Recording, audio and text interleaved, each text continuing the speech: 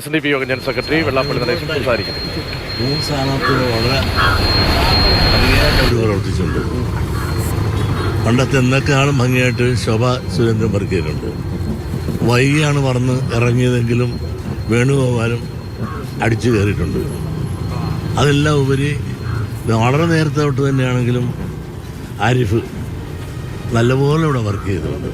അങ്ങനെ ഈ 3 പേരും അഹമിഹയായിട്ട് നല്ലതുപോലെ വർക്ക് ചെയ്തുകൊണ്ടിരിക്കുന്ന ഒരു മണ്ഡലമാണിത്.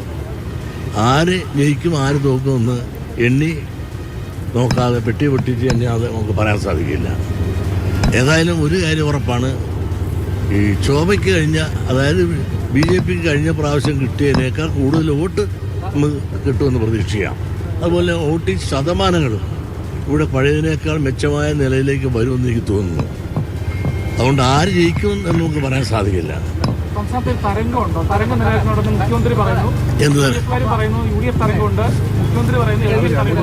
അതെല്ലാം ഓരോരുത്തരും അവരവരുടേതായ രാഷ്ട്രീയ കണ്ണാടിയിൽ കൂടി നോക്കുമ്പോൾ UDFന് UDF തരംഗം പറയും, BJP തരംഗം പറയും, LDF അവരുടെ തരംഗം പറയും.